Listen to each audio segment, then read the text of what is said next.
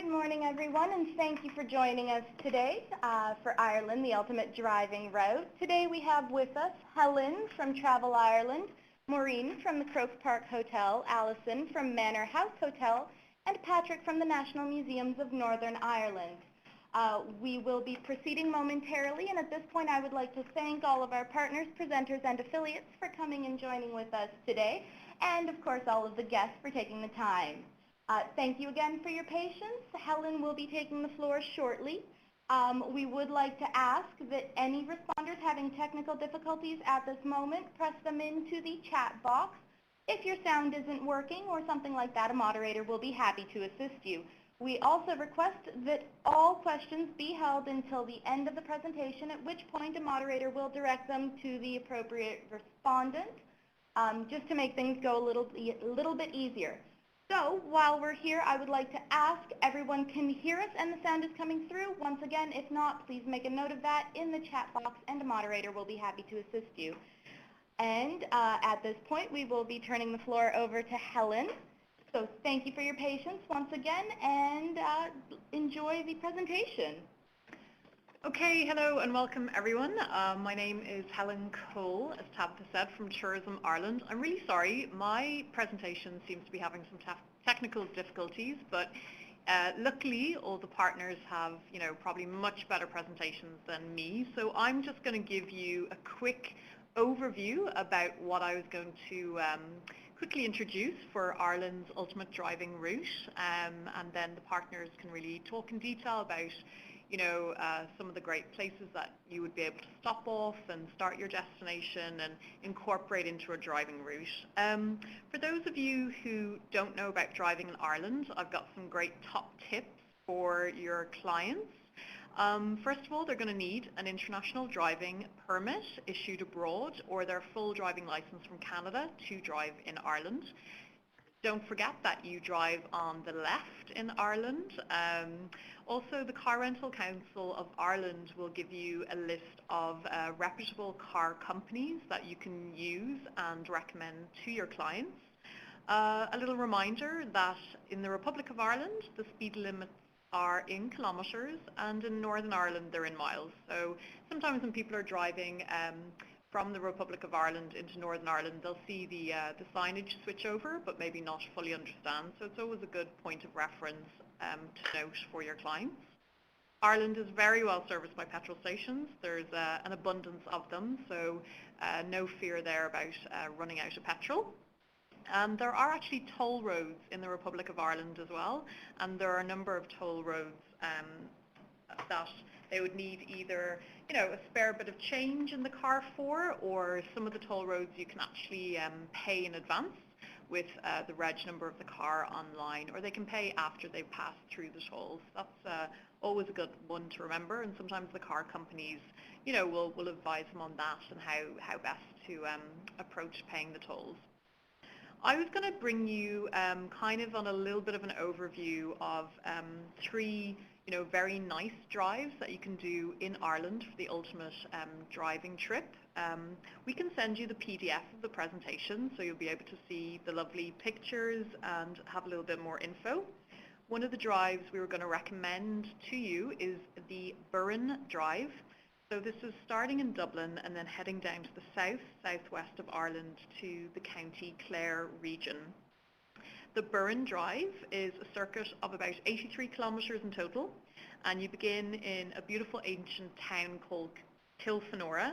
Then you head west and you'll come to Listonvarna. Now, a few of you might know this town because it's really famous for a great matchmaking festival in September.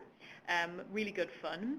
And then you can actually head into the Burren, which is an unusual landscape of limestone rock, and it's really a fascinating area, very easy to drive around. You have wonderful sights of the Burren. You can stop into the Burren Centre and learn more about the area's history and wildlife. You can also see amazing sites such as the Polnabrone Dolmen, which is a very ancient burial site. So the Burren is a fantastic driving route, 83 kilometres, and some of our partners here today, Manor House Hotels in particular, would have a number of properties down around this region, that would be ideal to stay in. We're going to head up now to Northern Ireland and do the Causeway Coastal Route, and that stretches for some 100 miles between Belfast and Londonderry, and it makes one of the world's greatest road journeys, highly recommended. You get to see everything from the basalt columns of the Giant's Causeway. If you start in Belfast, you're going to basically head north along the coast, and you're going to take in the seaside town of Carrickfergus. You go past the 9 glens of Antrim, which are, like a mountain range. They're glacier gorged valleys. You've got lovely seaside villages, and you also have forest highlands as well. Between Ballycastle and the Giant's Causeway lies the most scenic stretch of the trail, and you have the sea cliffs of, sea cliffs there, and you get to see the difference between, this amazing white chalk, the cliffs, and you have all the lovely harbours, you've got the amazing beach there. So it really is a fantastic drive, and you can stop off along the way and do the Carrick-a-Reed rope bridge, which is the famous rope bridge stretching over a chasm of water. And then obviously up to the UNESCO World Heritage Site itself, which is the Giant's Causeway. Have a little detour inland off the actual coastal route and head to the village of Bushmills. Great for somewhere to stay for the night and visit Bushmills Distillery and get a little taste of the local whiskey there. Back on the coast road, you're going to head due west and stop at the romantic remains of Dunluce Castle. Fabulous story there, and the guides are fantastic. They'll take your clients on a really interesting tour, and it's, a lot of people stop and take a photo, but they don't actually go in and visit it. So please do recommend your clients to actually visit the inside of the castle as well. It's absolutely fantastic. And then you can head to, the lively seaside resorts of Portrush and Portstewart, and obviously the famous golf courses are along there. Maybe take in a round of golf before finishing the route in Derry, Londonderry.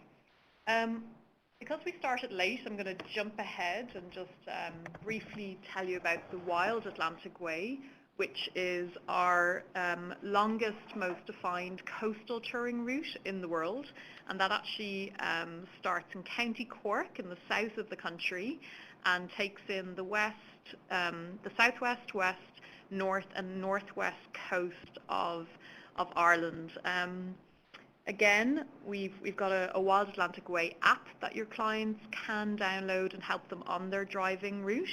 It's 2,500 kilometres. I mean, we don't recommend you try and do it all in one lump, but there's plenty of discovery points along the route to discover, amazing islands, lots of hidden gems, and I can share with you more information about the Wild Atlantic Way at a later point, and we can send you an updated presentation that we were going to give you today. So that's it from me. I guess in terms of our partners today and how they're going to talk to you about, the ultimate driving route, all our 4 direct airlines fly from Toronto into Dublin. So that's going to be the start of all your clients' driving routes.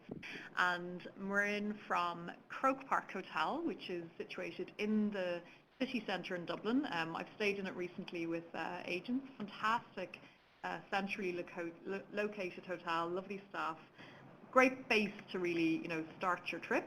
And then we're going to hand over to Alison from Manor House Hotels, who's going to talk about a lot of the beautiful properties along the various points I mentioned for your driving routes. And then finishing up, as you're doing the Causeway Coastal Tour in Northern Ireland, we have Patrick from National Museums of Ireland, who's going to talk about, some of the things to see and do along possibly one of the Causeway Coastal driving routes. So enough from me, and I'm going to hand you over now to Maureen from the Croke Park Hotel. So thank you, and Maureen, over to you. Hello, thanks Helen. Good afternoon everybody, and a pleasure to be with you. I'm saying hello from a very cold but crisp and always sunny afternoon here in Dublin. I'm, as Helen mentioned, I am from the Croke Park Hotel, which is a member of the Doyle Collection. So we're a smaller hotel chain of 8 hotels in total, based in Dublin, in London, in Cork, Bristol, and we have one also in Washington, D.C. But today I'm going to specifically talk about the Croke Park Hotel, but if you do have any issues around other properties in Dublin or Cork, I can give you further information on that also. So the Croke Park Hotel is situated on the north side of Dublin, so I'm just going to scroll down here. Sorry, just bear with me. Oh. Okay, so there's just a little map of the city of Dublin. So Dublin is actually quite a small city, and it's divided into by the River Liffey. So to the north of the River Liffey is where we're situated, the Croke Park Hotel, and that is also where the airport is situated. So in terms of access from the airport as your first stop, it is very easily accessible. You're talking about a 20-minute transfer time, either by picking up your clients or the clients picking up their rental car, or by jumping in a taxi. So you're talking about a 20-minute transfer from the airport to the hotel.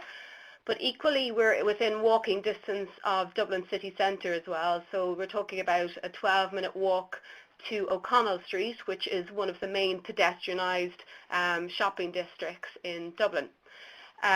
So to talk a little bit more specifically about the hotel, we are a 4-star property with 232 bedrooms in total. And that slide there that's just up on the screen just makes reference to TripAdvisor. I'm sure you're all very familiar with it. And the reason it's there is that we currently rank at number 4 in the city out of 180 properties, essentially the highest placed 4-star in Dublin, so we're beaten by 5 stars. So I think it's a very good indication of the quality that you can expect at our hotel. And the reason that we are called the Croke Park Hotel is based on our location right across the street from Croke Park Stadium, which is the home of Gaelic Games, which is the national sport that we play here in Ireland, which is very, very popular. So things like Gaelic football, hurling and camogie. So the stadium is right across the street from us, with possible visits to their museum, and they have a skywalk tour on top of the stadium also. So just flicking down, there's a couple of images there, which I suppose really sets the tone in terms of the type of product. Even though it's 232 bedrooms in total, it does feel a lot smaller and more boutique feel than a larger property. That's one of the top right-hand picture there is one of the shots from our bar, so it's a very warm, very welcoming environment. Okay, and just moving straight into a sample of the bedroom. That would be our entry-level bedroom. It's called a Superior. As I said, the hotel was only built in 2005, so it's extremely modern, very comfortable, very much built with a modern traveller in mind. So as you'll see there, that's a sample bedroom. That is a very good indication of the actual size of all of the bedrooms within the hotel. Really comfortable pillow-top beds. We offer complimentary Wi-Fi throughout the hotel as standard. We also offer complimentary car parking in our underground basement, so ideal for any of your clients that are going to take part in this driving experience around Dublin. Also to mention, all of the bathrooms are 4-piece, so you'll have a separate double shower and bath, which again is unusual within our competitive set in Dublin. And then moving, the next room category is a deluxe bedroom. So very much similar look and feel as a Superior. Really the differences between the 2 room types are the extra amenities that you'll get in a deluxe bedroom. So things like bathrobes, slippers, newspaper, drink at the bar. And I suppose the major difference is that all of our deluxe bedrooms are located on the 4th floor. And on the 4th floor we also have our corporate lounge. So only the guests in the executive bedrooms have access to this corporate lounge. So as you can see, it's a really bright, airy space, a nice extra place for your clients to be able to come and relax in. We do offer a complimentary continental breakfast up there in the mornings, and then also throughout the day your clients are welcome to come and enjoy teas, coffees and snacks throughout the day. There's that little boardroom, some more images. We do have a couple of suites at the hotel, and they're all 1-bedroom suites. Again, very spacious and very modern. If you do have any VIP guests due to check in with us, please, Helen will circulate the details afterwards. I'm happy to connect with you and make sure that any of your VIP clients are looked after extremely well. I suppose that's a good time to mention at the hotel, I suppose one of the reasons that we feature so highly on TripAdvisor and those kind of ranking sites is the team that we have here. Many of our key members of staff, from the concierge team to the GM, have been at the property more or less since we opened in 2005, 2006. So it's a very strong team, very dedicated to customer service, and works very, very well for the North American market. I think I've mentioned the details there on our so just moving on to the a couple of the food slides, food and beverage outlets at the hotel. So we have a couple of options. This first slide here is our Sideline Bistro, which is the main restaurant on the hotel. As you can see, it's open to the kitchen, so there's a great sense of theatre in there. You can see what's going on. It's also the main restaurant where we serve breakfast in the morning and then a full a la carte dinner in the evening also. But we do have more informal options. As I mentioned earlier, the Sideline Bar, which is just another shot of that there. We do serve food all day in that location from 9 o'clock in the morning for breakfast right through till 10 p.m. at night time. And I'm sure many of you are aware that bar food in Ireland is always of a very good quality, and particularly within this hotel it is really nice. We do have some outside space as well, so that's just a shot of our outside terrace. So unusual in the city centre in Dublin to have outside space. It runs along the side of the hotel but also adjacent to the canal. So during our very sunny months in July, August and September, it is a nice place to relax and have a glass of wine. And then do this meeting and events. And that's just a shot there of the stadium that I mentioned. So as I said, it's Croke Park Stadium, the home of Gaelic games. It's the fourth largest stadium in Europe, 82,300 seats. And I suppose one of the really unusual things about Croke Park Stadium and the sport of GAA is that it's actually an amateur sport. So even though the stadium is this large, the people that play sports in the stadium actually usually go to work on the Monday or Tuesday after playing in front of a capacity crowd. So it's quite an unusual thing, and really it is a must-do activity on any calendar or visit to Dublin. And just, I suppose I have already mentioned about the complimentary car parking. It is very easy to drive in Dublin. As I mentioned, the hotel is on the right side of the city, so literally it's a case of picking up your car or picking up the rental car and driving 20 minutes to the hotel.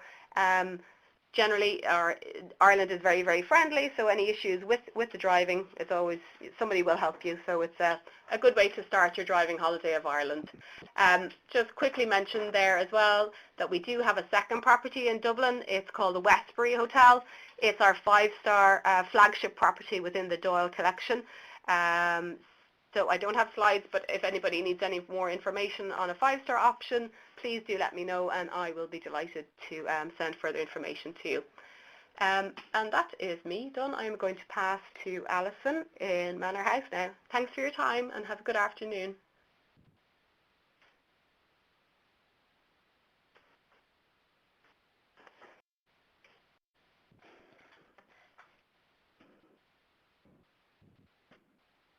Hello everybody, hi, I'm Alison Deegan and I am the Business Development Manager for Manor House Hotels and our sister group also Irish Country Hotels.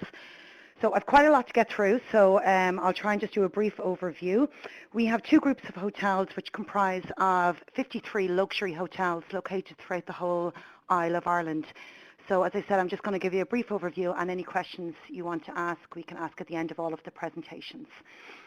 Starting off with Manor House, which is our collection of 29 luxury, they're manor houses, castles and kind of Georgian style properties, as I mentioned, located throughout the whole country of Ireland. All of the hotels, they're all independently owned and they're actually run by the owners. Manor House as a group, a lot of the hotels are steeped in a lot of history, some dating back as far as the 15th century. A lot of the hotels that have old photographs of their houses with reference to their past owners. There's a lot of local history and information on local history, such as guest books and signed guest books from hundreds of years ago, which are on display in the hotels. And in many of our castle properties, the guests can actually do tour of the castle hotels, which the owners will happily bring them around and show them. So these are just a few images just to kind of give you an idea of the different style of properties. Some are small 11, 12 bedroom hotels, castles, and others are much larger, such as Cabra Castle in the right hand corner there, of over 100 bedrooms. But each manor house, I suppose, is quite unique in itself. They're all distinctively different, whether it's the resident dog at reception, or some of the hotels, they have eggs which have been hatched by the hens that morning that they'll use in the breakfast. Some of the hotels have pianos in the foyer which are played each evening, or they'll have fishing rods, racks and wellies which are available for each guest to use if needs be. Just to kind of, I suppose I'm going to touch base just on one or two of the hotels because I'll be here till tomorrow if I talk about every single one. The top right hotel, as I mentioned, is Cabra Castle. This is a 19th century castle hotel located in King's Court in Cavan. So it's only 1.5 hours from Dublin city centre, but only just over an hour from Dublin Airport. So again, an excellent last night or first night stay for that wow factor of a last night stay in a castle. It's got 98 bedrooms and it's set on the Dunleary National Forest Park in 100 acres of secluded woodland. So one of the pictures there from the bedrooms is on the bottom left. As you can see, there's a lot of antiques on display throughout the castle. They also have a 9-hole golf course and a tennis court on site. And it's an ideal location, I suppose, if you're touring from Dublin, heading up north. You can visit Newgrange, the Neolithic tombs there, which are older than the pyramids. Another example would be the Dunraven Arms, which is the bottom right picture. This is an exterior shot. It's located in Dare, so only 35 minutes from Shannon Airport. Again, perfect for a first or a last night stay. And it's located right in the centre of Ireland's prettiest village, Adair, which is a beautiful village full of thatched roofs and cottages located throughout the village. This hotel was also awarded Georgina Campbell Guide Hotel of the Year 2013 and 2014. Moving on, just to give you other examples of some properties in the Manor House group, we have Brooks Hotel, which is located right in the centre of Dublin City, so it's only a 2-minute walk from Stephen's Green, and this is their lounge area, which is the bottom right-hand corner. They also have a Jasmine whiskey bar there, so it's great for some of your guests if they want to sample some local Irish whiskies. They do private cinema nights in the hotel, and they also have a residence room, which is a great relaxation and kind of breakaway for anyone staying right in the centre of Dublin City, which can be a really fun and bustling city centre, but it gets you that peace and quiet that you want to at night. Abbey Castle, up in the top right-hand corner, which is located in Clifton, and the 12 Bends Mountains kind of shadow the back of it there. So the hotel has got stunning views over Clifton town. This hotel, Castle Hotel, is ideal for touring Connemara, visiting Carmore Abbey and the west, I suppose, area of Galway. It's got an award-winning restaurant, 1A Rosette it was awarded, and it's a famous castle for its sing-songs. They do an Irish night there every Tuesday where the restaurant is decorated in Irish colours. The menu is written in Irish, but obviously in an English translation, so you know what you're ordering. And then they also invite you down then to the bar after dinner to have a sing-song around the piano, where the owner, Brian there, he is the pianist, and he's a great entertainer. So a great night there to be had at the Abbey Castle.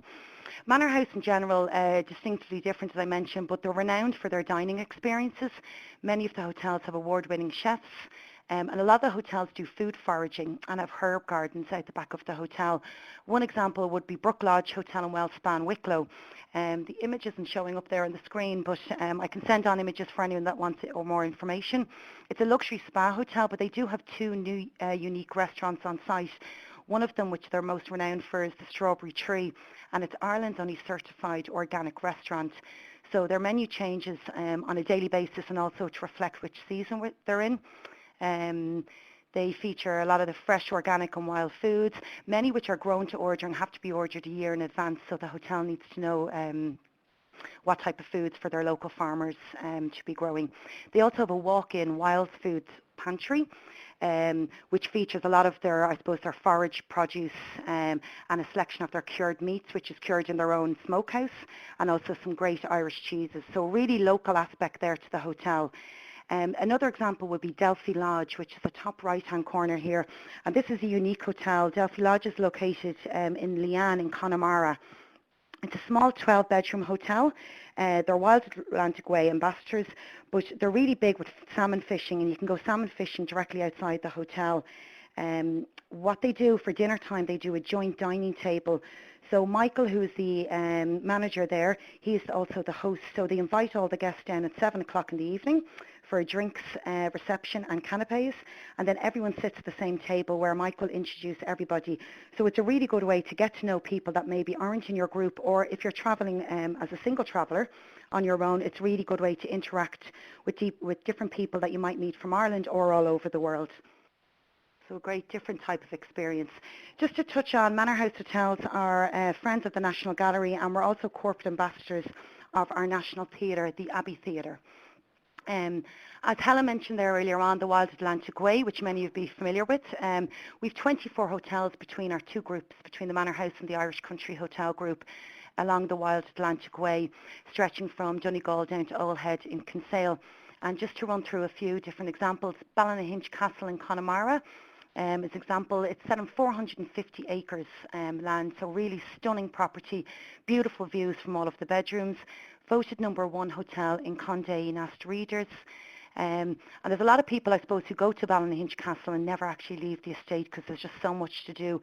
There's local guides there will bring you on hiking trails that can bring your guests on 2.5-hour walk. And it's real local knowledge, so they'll point out different factors along the way. You can go salmon and trout fishing there throughout March to September, and they have a local fishing guide there along the hotel too. It's a really fantastic property for your stay in Connemara. Moving along then to County Clare. This is the Armada Hotel, which one of our Irish Country Hotel members.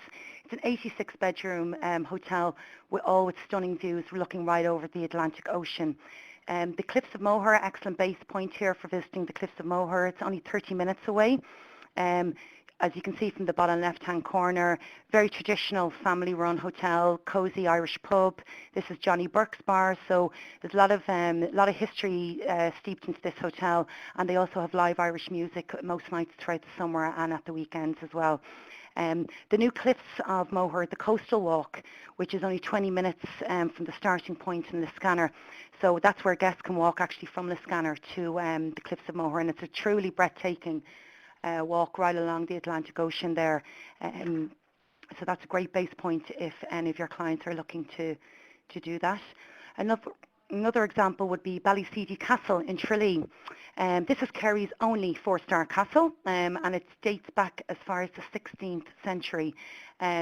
Very unique for a castle hotel. All of the rooms are actually in the castle itself, and there's a mix of standard and superior rooms, as you can see with this 4-poster bed here. Many of the bedrooms have a lot of authentic furnishings. Really cute aspect to the hotel as well. They have one of the corridors which they name after all of the famous Irish paddies, so such as Paddy Power, Patrick Kavanagh or Paddy Clancy. And you can also do tours of the castle here, which Rory, who is the owner, who will happily bring you along and show you all of the history along to the castle. So excellent base point there, basing yourself in Tralee to do Dingle, Tralee, North Kerry and also Killarney. Moving along, another example of one of the manor houses along the Wild Atlantic Way is the Park Nasilla Resort and Spa, which is located in Sneem, which is on the Ring of Kerry. And this dates back to the early 16th century, and it's again another hotel that's, as you can see from the image here, it's in 500 acres of its own land. So many famous guests have stayed at this hotel, such as Princess Grace of Monaco. They have 7 mapped walking routes on the grounds of the hotel, 2 of them which are fairy trails, which is excellent for any guests that you have that are bringing children with them. It's a really exciting couple of hours to spend to walk around the hotel and to pick out all the fairy houses that are hidden in the trees and in the ground. In the summertime, there's lots to do between kayaking, archery, and you can also do guided walks in the hotel here. As you can see, they have spa facilities also on site. One of our Irish Country Hotel members is Casey's of Baltimore coming into West Cork. Casey's is a real charming family-run hotel located just at the entrance of Baltimore, which is a small fishing village. It's a really local hotel where they'd have live music there, so it's where your guests will get to meet local Irish people, and that's where they can socialise, because that's where the locals eat and that's where they drink during the night and at the weekends. Michael, who's the owner here, Michael Casey, he's in the bottom right here, out fishing. He is a fisherman by trade, and I suppose naturally the hotel's restaurant specialises in locally caught seafood, which is served that evening. But there's a real great emphasis placed on, I suppose, the healthy aspect of food here in Casey's. They have an organic garden, which supplies fresh root vegetables to the restaurant each evening, and also their spring water is supplied from a deep spring well, which is on the hotel grounds. And just to give you a brief overview, our sister group, I touched on some of the hotels, the likes of Casey's earlier on. Irish Country Hotels, we have a good collection there of 21 located throughout the whole of the country. They range from 3 and 4 star. They offer really Irish traditional bed and breakfast. But they're real local hotels, so it's where your guests will experience, I suppose, true Irish hospitality. They'll get to meet the owners and their family, who maybe their son or daughter may be checking you in, or they might be serving your guests in the restaurant. And they really want your guests, I suppose, to feel at home and are at hand to give local expertise, so they can give you the little secrets of where your guests need to go and what they have to see in each area. A lot of traditional music is played on a nightly basis. And one thing to point out as well is that all Irish Country Hotel members, they're members of Guaranteed Irish, which I'm not sure if any of you be familiar with, but it's a national Irish symbol to support all things Irish, so meaning that the hotels support local jobs, food producers and suppliers such as local butchers, cheesemongers, fishermen, and they also support their local communities. So there's a real local aspect with this group of hotels. Brief overview, we have a central reservations office which is based in Dublin, so all 53 hotels between the two groups can be booked through the one office. We're member operated, so we're a non-profit organisation. We've been in business for over 27 years, so we have a proven track record of working within the tourism industry for the last 27 years. Central contracting can be done through one point of contact, and also central reservations. So it's ease of bookings for agents where they have a one-stop shop that they can book if they had guests that were looking to do a touring route all the way along, in Cork, Kerry, Galway, Clare, for example, and we can book all your accommodation needs for you. It's timely commission payment, and you've got confidence in the quality of the product, where if you were using one hotel, you know what that style of property is. The same kind of ethos of the hotels is run throughout the whole group. We can help with itineraries, fam trips, and we also have a toll-free number from Canada. And that's me, so thank you very much for listening, and that's all our contact details here. And as I said, my name is Alison, and that is my email address at the bottom of the page there. That's great.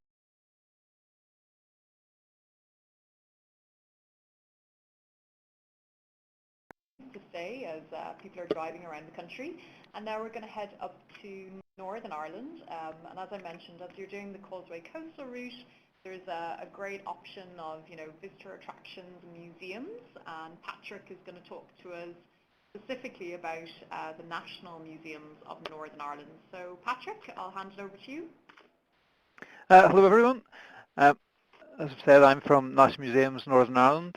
And really, if you're thinking about the Causeway driving route, that's really where we come in as some of the things that your guests can see and do along the way, along with Carrick-a-Reid on the Giant's Causeway. Little map up now. So we've got Ulster Museum, which is central Belfast. Ulster Folk and Transport Museum, which is just in the other direction, but it's just 7 miles from the city centre. Then sort of in the centre of Ireland, we've got Armagh, and then out in the west, we have the Ulster American Folk Park. So we'll just do a little tour around each of the sites, starting with the Ulster Museum in the centre of Belfast.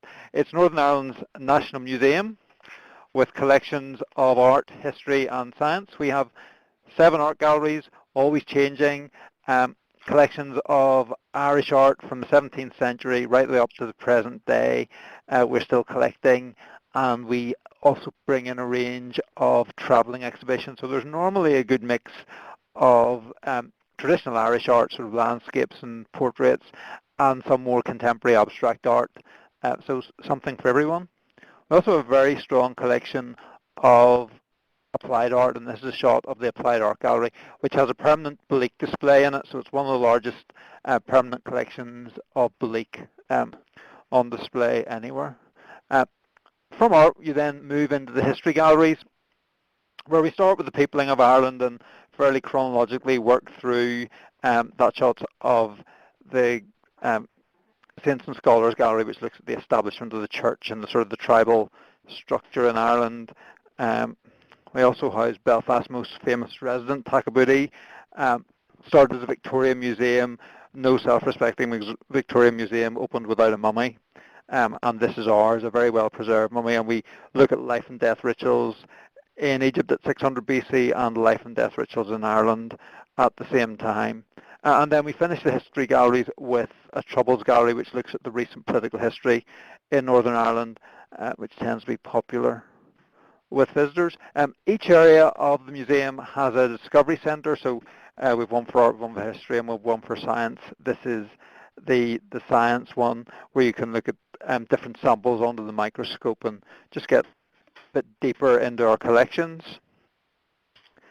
And then in the science area, or natural history area, we look at how the very unique geography of Northern Ireland was formed and how you get such a varied landscape in a very small space.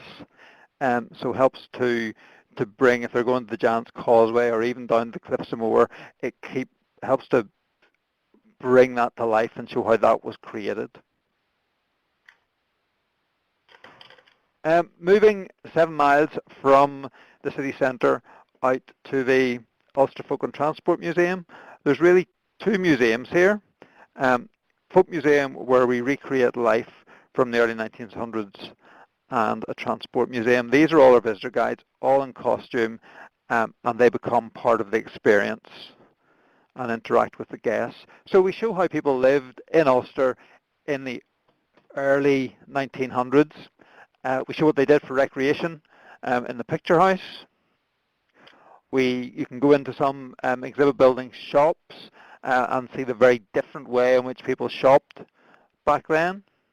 And we also show the sort of things that people did to earn a living. That's Diane. She's one of our craft demonstrators, and she demonstrates tweed weaving. We also have linen weaving. And we have all the cottage industries, basket making, being demonstrated. While we recreate life from a specific time period, the early 1900s, the buildings are from a much wider time period. This is a 17th century farmhouse, the old rectory, but it is shown as it would have been furnished and lived in and used in the early 1900s. We use street theatre to bring the time period to life for people doing little drama reenactments. And we also have a rural area in the museum. It's Ireland's largest open-air museum with 55 exhibit buildings in total. And in the rural area, we have all forms of animals: cows, sheep, pigs, goats, donkeys, anything you would have found in Ireland at that time. And in the farmhouses, we demonstrate open hearth cooking and spinning and weaving, traditional cottage industries. We also have 2 forges, so you can go and meet the blacksmith and see what he's doing. Might even get to have a go. And in the other part of the museum, we have the Transport Museum. It's one of Europe's most comprehensive transport collections. It does all forms of transport: trains, cars, buses, planes, so making a good general visit. This is the Irish Rail Collection, the first gallery that people come to, and these are the steam trains that went backward and forward across Ireland, really in the first half of the 20th century. We have a small Titanic exhibition. It doesn't compete with Titanic Belfast. It works in a very complementary way. We're a museum. We're very object heavy. We have the original ship plans. We have some objects that came up from the seabed. And we also have a car gallery. DeLorean, best known for being from the car from Back to the Future, but they were actually made in Belfast in the 1970s, early 1980s. So that's 2 sites in Belfast. You then go and do the Causeway Coast and all the lights along there. Maybe calling into Derry when you finish the coastal route, and visit its walls, and then heading on to through Strabane onto the Ulster American Folk Park, which is just outside Omagh in the west of Ireland. And here people go on a journey from rural Ulster to frontier America.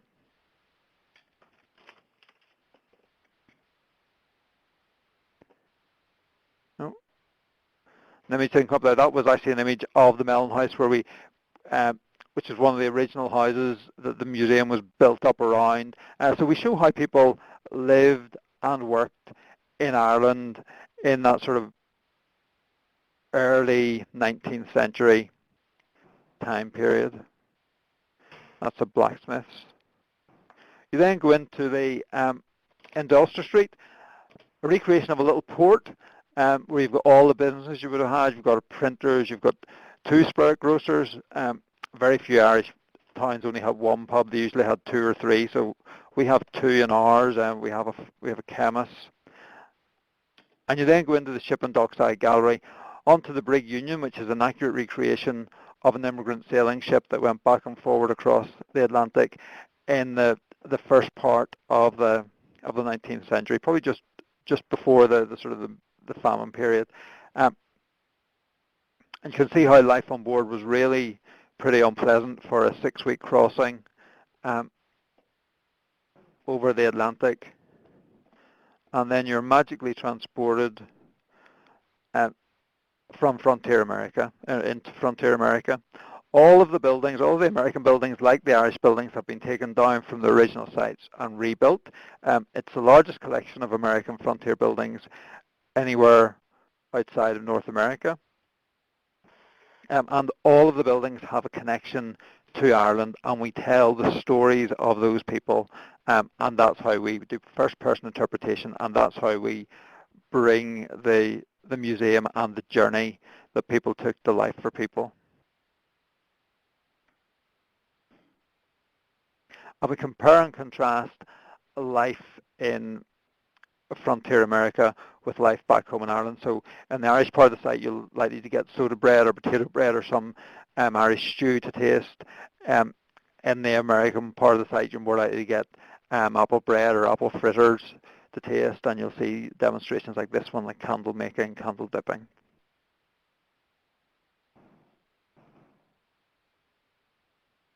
And then finally, in the ecclesiastical capital of Ireland, Armagh, we have Armagh County Museum. The Ulster Museum, the Ulster Folk and Transport Museum, and the Ulster American Folk Park, we would have a minimum dwell time of 2 hours, and if half a day can be given to for the itinerary, so much the better. Armagh is much smaller. It's essentially 1 gallery. Really worth a visit if you're in Armagh, but not a destination in its own right, the way the other museums are. And it looks at the history of Armagh, some of the key individuals, and the military history. So that's me finished. That just gives a very quick little overview of what the museums have to offer and some of the things there are to do along some of the driving routes. Patrick, thank you so much for giving us a real whistle-stop tour of the 4 museums under the National Museums of Ireland. It was fantastic. I think it gave everyone a real taste of what to see and expect to do, and obviously the sites are really well set up to take, everything from like coaching to private individual tours. If people are bringing, larger groups or small groups, can they organize personalized tours around the sites as well? We can do tours. We tend to, because of the nature, particularly in the tours in the Ulster Museum are no problem. Tours in the 2 folk museums are, because the exhibit buildings are traditional, a lot of domestic buildings, they're of a domestic scale, and because they're sort of Victorian or earlier, they're quite small. So they actually don't work particularly well for a guided tour for a large group, and they are set up to be self-guided, and then you meet the guides as you go into the building. So not every building, but certainly every other building will have a guide in it, and they will be doing something, and they will interact with the guests in that way. So even for large groups, we tend to recommend in the folk museums that people split up into their natural sort of 3s and 4s and go around themselves, and that's how the museum's set up.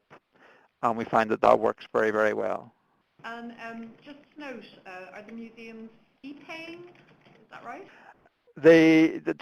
Yes and no. The Ulster Museum is a free museum. Armagh County Museum is a free museum. The two folk museums, the Ulster Folk and Transport Museum and the Ulster American Folk Park, both have an entry fee. It's £9 for an adult. We operate a tour operator rate of £6.50, so well discounted off the walk-up rate. Super. And Alison, if you're still there, I know you mentioned that you work with some of the operators here in Canada, which is great. So they can obviously book direct with you, or you do have quite a lot of product featured. We do indeed. In Canada, is that correct? We do. We work with a lot of the major Canadian operators, so I suppose whatever is easiest for the agents, because if they're combining packages with flights and car hire and all that, yes. And if somebody wanted to put together a driving route itinerary and maybe choose a selection of properties, is there like a voucher system or some way to make it easy for their clients to utilise a number of the Manor House Hotel properties or Irish Country hotels? That's something certainly we can do, and we can discuss with each agent. I suppose from the agent's point of view, they are the ones that will be issuing the vouchers to the clients, but we can certainly help regarding itineraries if they're unsure of driving distance or what to see and do in each area. We do have local experts here in our centre reservations office that will be certainly able to help. Super. Okay, that's great. I don't know if anyone on the call can maybe help me. We have a question about the gate, the picture, the main slide that we've been using with the, it's like an entrance to... That one. That one. Does anyone know? Mm-hmm. I know it's in Northern Ireland, but I don't know where exactly in Northern Ireland it is. Fran, I'd be happy to get back to you on that one. I'm the one that chose the image. And I've got it saved under the file. I just don't have the name on the tip of my tongue. So I can certainly touch base with you and let you know. If anybody does find out before I do, please let me know because I'd love to book a trip. It looks like something out of the Tudors or Game of Thrones, doesn't it? Now, we will open up the floor to any other questions. Please write them in the chat box, and the moderator will direct them to the appropriate individual. It seems as though we've had some really good ones, so by all means, keep them coming. We have a few minutes longer. Patrick, do you know where that is? I don't. I was thinking it might be Crom Castle in Enniskillen, but I'm not 100% sure. I think it's Game of Thrones. I think so. Like it's. Well, the problem is the Game of Thrones is filmed all over Northern Ireland, so it could really be anywhere. That doesn't narrow it down. No, A lot of the Game of Thrones is filmed at Castle Ward, which is one of the National Trust properties, but I know it quite well, and I know it's not Castle Ward. Okay, so you can eliminate Castle So we're Ward. touching base back on that one. I do have a question, though, and I'm hoping somebody can answer it. How would be the easiest way for somebody who would be looking for doing a driving tour to say the dark hedges? Not to put you all on the spot for that one, but you can actually come back if you're up at the Causeway Coast, up at the Giant's Causeway. Mm-hmm. You can actually, if you're going back to Belfast, you can come back and stop at the Dark Hedges on the way, can't you? I think I'm right about that.